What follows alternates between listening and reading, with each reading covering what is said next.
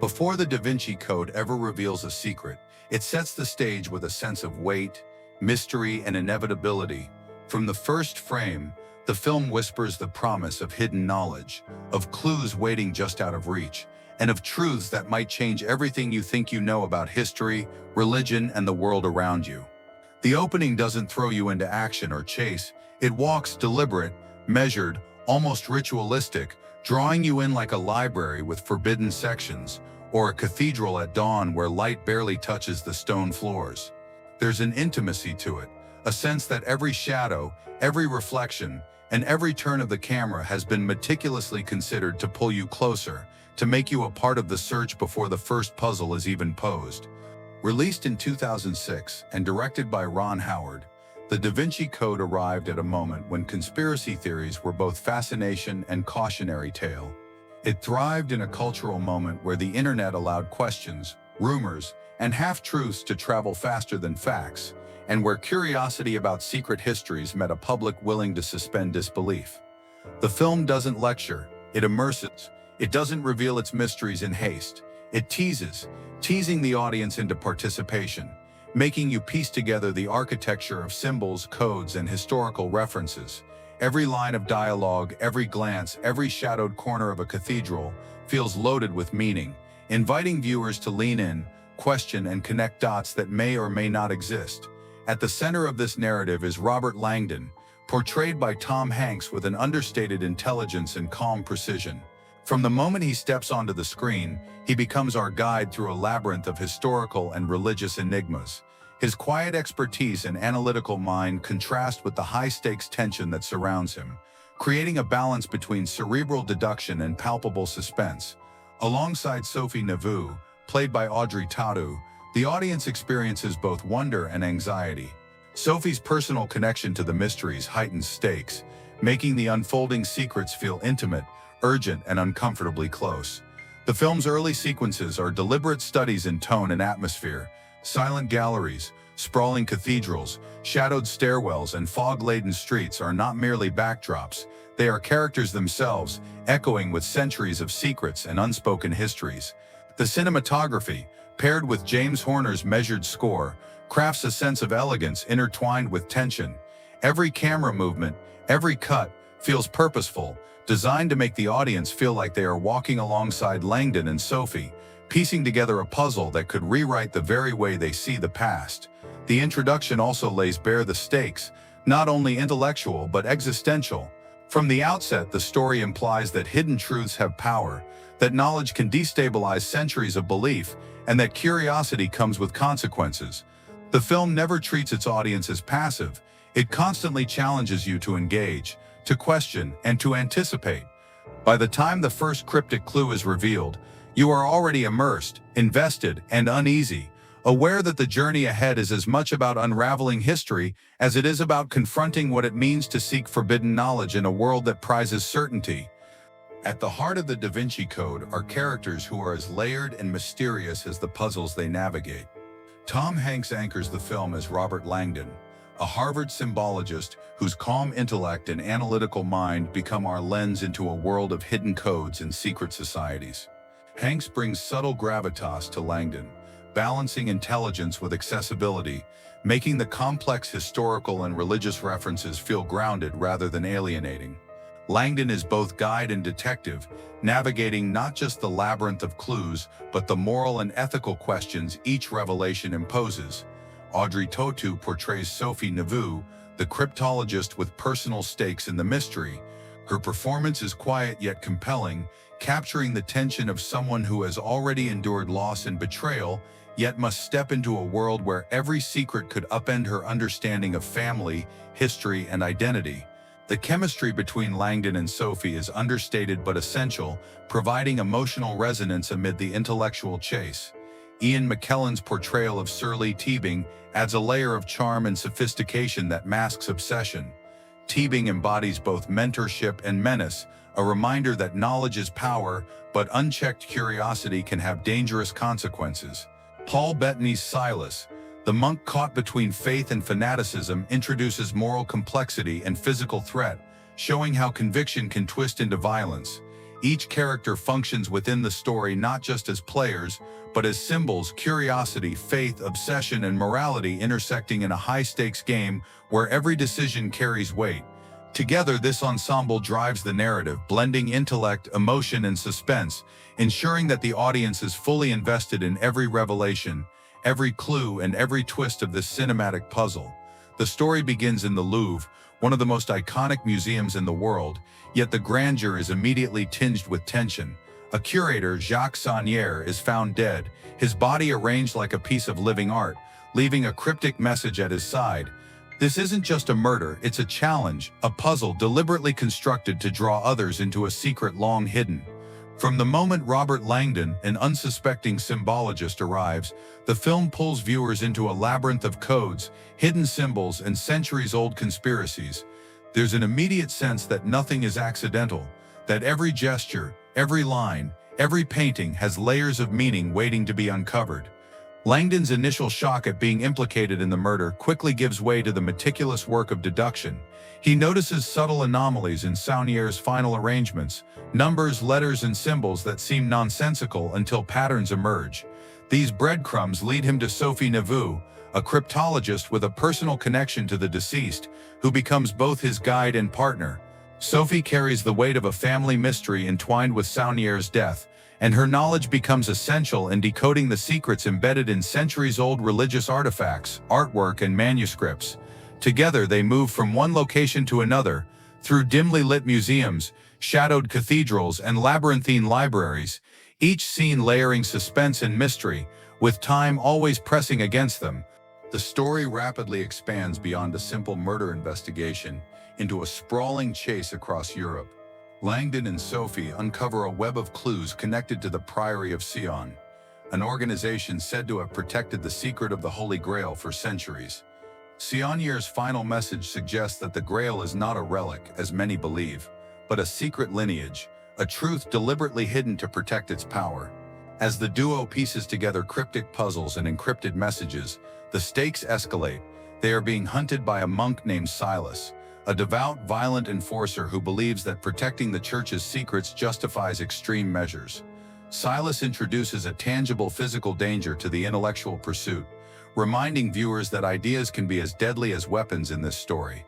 Along the way, they encounter Sir Tubing, a wealthy historian with encyclopedic knowledge of the Grail and religious history. Tubing positions himself as a mentor, guiding Langdon and Sophie through historical contexts, symbology, and textual analysis. Yet the audience senses an ambiguity to his motives. His charm, intellect, and apparent altruism mask obsession. Tubing's character becomes central to the narrative tension, blurring the line between ally and antagonist. Through him, the film examines themes of devotion, obsession, and the ethical implications of knowledge. When the truth has the power to destabilize centuries of belief, how far should curiosity go? The story unfolds as a series of intellectual and physical trials. Langdon and Sophie decipher codes hidden in Leonardo da Vinci's art, examine ancient manuscripts, and travel through iconic European cities, where architecture and history themselves act as characters, whispering secrets and guiding the protagonist toward revelation. The narrative momentum is constant. Every scene builds upon the previous, a layered puzzle that demands attention. The combination of historical fact, religious mythology, and coded mystery keeps both characters and audience guessing. Who can be trusted? Which legends are real? And how far will people go to conceal or uncover the truth? As the climax approaches, the central secret, the location and nature of the Grail, is revealed not as an object, but as a lineage, a revelation that challenges conventional narratives of Christianity and history. The story concludes by intertwining personal discovery with historical revelation. Sophie learns truths about her own family, her identity, and her connection to the Grail, while Langdon, ever the rationalist, is forced to grapple with the emotional and ethical consequences of unveiling secrets that have remained hidden for centuries. The resolution is intellectually satisfying, but emotionally complex. Knowledge comes at a cost, and the truths that humanity has sought to uncover are never simple or safe. The plot's brilliance lies in its layering of suspense, intellect, and moral ambiguity. It isn't merely a thriller, it is a meditation on the pursuit of knowledge, the power of secrets, and the interplay between faith, history, and reason. Every twist is calculated, every clue is meaningful, and the audience is drawn into a narrative where historical insight becomes an adventure and moral judgment is constantly questioned. By the time the final frame appears, viewers have traveled not only through physical landscapes, but through centuries of hidden histories, conspiracies, and moral dilemmas. The story lingers, asking questions that extend far beyond the cinema. What is truth? Who decides it? And what are we willing to risk in its pursuit? From the moment the Da Vinci Code was announced, controversy clung to it like a shadow. The film, adapted from Dan Brown's best-selling novel, stepped into territory that few mainstream movies dared to tread. It questioned long-held religious narratives, suggested hidden truths about the foundations of Christianity, and explored the idea that the Church may have deliberately concealed certain historical facts. For devout believers, this wasn't just a provocative story, it was perceived as an attack on faith itself. In countries with strict religious sensibilities, the film was met with outrage before it even reached theaters. One of the primary sources of controversy was its treatment of the Holy Grail. The narrative proposes that the Grail is not a chalice, but rather a lineage, a secret bloodline descending from Christ himself. For many Christian groups, this was blasphemous. The suggestion that sacred history could be misrepresented or hidden sparked condemnation from religious leaders, who feared that audiences, particularly younger, impressionable viewers, might accept the theory as truth. In the United States, protests and calls for boycotts were widespread, with some churches organizing screenings to educate their congregations about the dangers of the story. Internationally, the backlash was even stronger. In countries like India, Egypt, and parts of the Middle East, the film faced bans or strict age restrictions. The reasoning was often twofold: the perceived disrespect toward religious institutions, and the potential for civil unrest in deeply religious communities.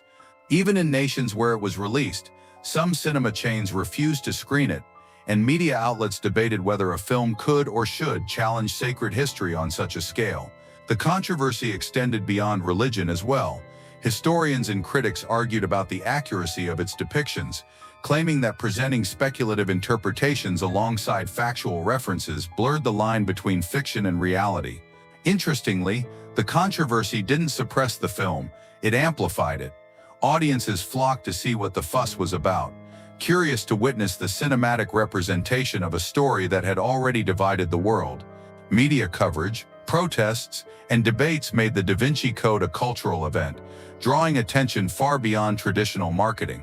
The film became a case study in how entertainment can collide with ideology, demonstrating the power of storytelling to provoke thought, fear, and conversation simultaneously. For the creative team behind it, the challenge was balancing suspense, mystery, and cinematic engagement with a story inherently controversial. Ron Howard navigated this by focusing on the intellectual thrill of uncovering secrets, rather than sensationalizing religious offense.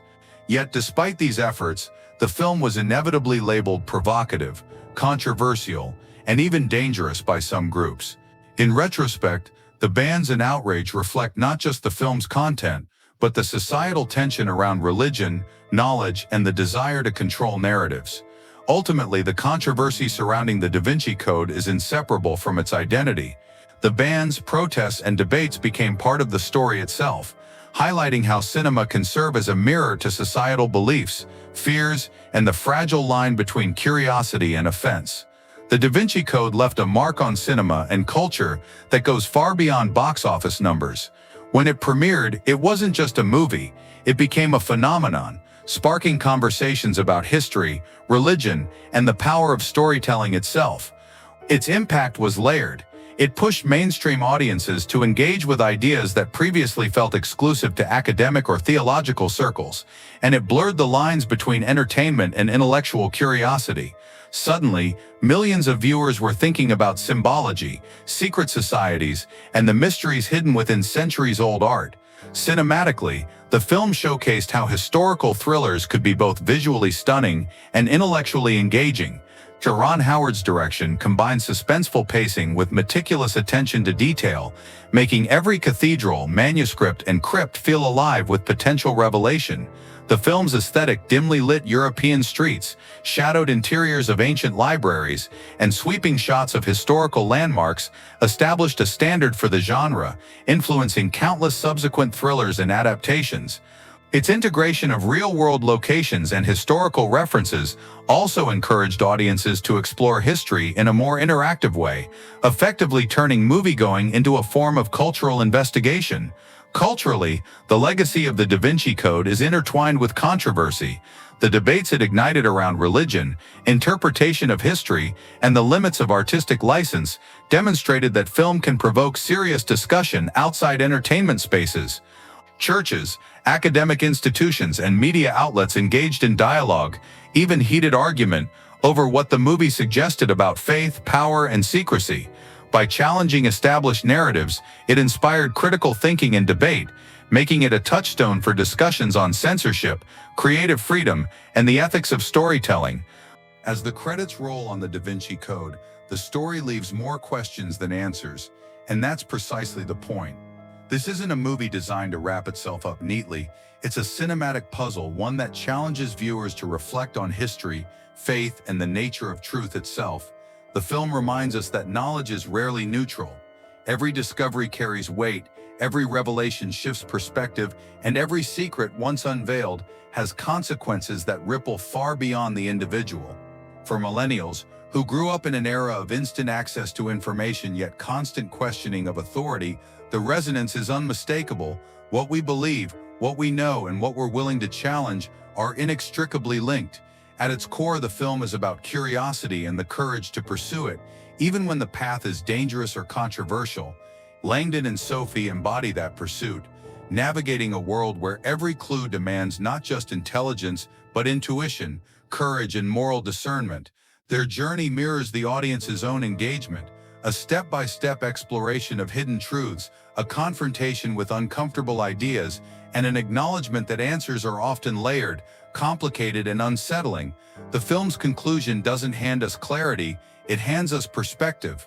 It asks us to consider history from multiple angles, to question the authority of established narratives, and to embrace the ambiguity that inevitably comes with deeper understanding. The legacy of the film also speaks to the power of storytelling. By combining suspense, history, and philosophical inquiry, the Da Vinci Code elevated the thriller genre, showing that audiences can crave complexity alongside entertainment. It opened doors for films that dare to interrogate cultural, religious, or historical assumptions without fear, proving that commercial success and intellectual provocation are not mutually exclusive. In doing so, it cemented its place in cinematic history, not merely as a controversial adaptation, but as a conversation starter, a movie that continues to generate debate years after its release. Ultimately, the film is a meditation on truth and its consequences. It challenges viewers to recognize that truth is rarely singular, often contested, and always influential. As we leave the shadowed halls of cathedrals and the dimly lit rooms of ancient libraries, we carry the film with us, an invitation to question, to explore, and to reflect. The Da Vinci Code doesn't just entertain, it lingers in the mind, nudges our curiosity, and reminds us that the pursuit of knowledge is a journey as compelling as any mystery the screen can display. In the end, the Da Vinci Code asks us to step beyond comfort, beyond certainty, and into the realm where questions matter more than answers. It's a film that doesn't just tell a story, it challenges us to rethink the stories we've always been told, and to consider that the greatest mysteries might be those we've yet to uncover ourselves. And for every viewer who dares to engage, the experience is unforgettable, thought-provoking, and undeniably powerful.